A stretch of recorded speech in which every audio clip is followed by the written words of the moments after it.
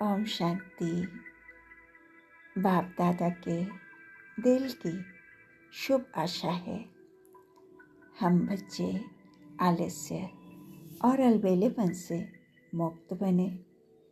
प्यारा बाबा कहता है, जब कोई में माया प्रवेश करती है तो पहले माया भिन्न भिन्न रूप से आलस्य ही लाती है। देह अभिमान में भी पहला रूप आलस्य का ही धारण करती है। उस समय श्रीमत लेकर वेरीफाई कराने का भी आलस्य करते हैं। तो ये आलस्य, सुस्ती तथा उदासी ईश्वरीय संबंध से हमें दूर कर देता है।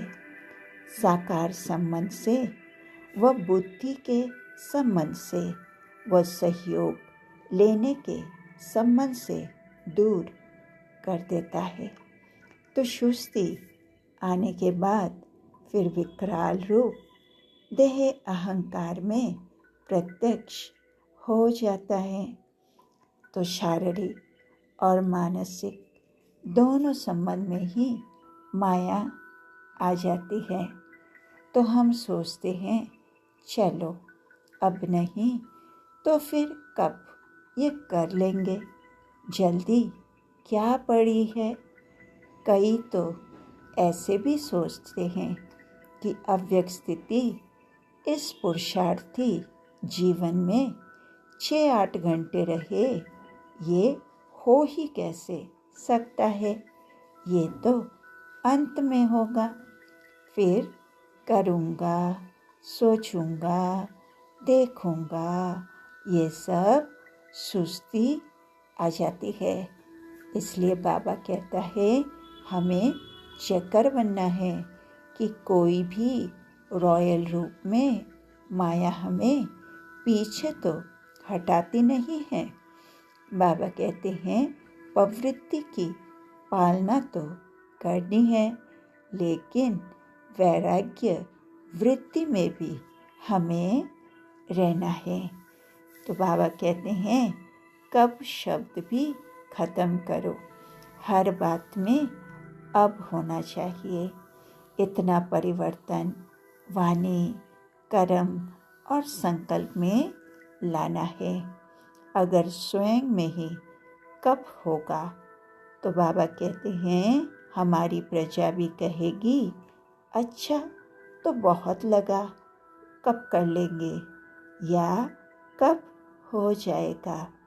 कब पर छोड़ने वाले पिछली प्रजा होती है, नज़दीक की प्रजा बनाना है। इसलिए नाजुकपना छोड़ना है, नाजों से चलना छोड़ के राजों से चलना है। अलबेलापन नाजुकपन होता है। जितना जितना राजयुक्त होंगे उतना उतना नाजुकपन छूटता जाएगा। रूहानियत का एक ही रूप सदैव रहता है। रूप बदलने के बजाय ये शरीर का भान छोड़ने का प्रैक्टिस करना है। शरीर छोड़ने का अभ्यास होगा तो रूप बदलना छूट जाएगा। हमें पढ़ाई में भी रेगुलर रहना है, हर बात में रेगुलर। जितना रेगुलर बनेंगे उतना ही रूलर बनेंगे।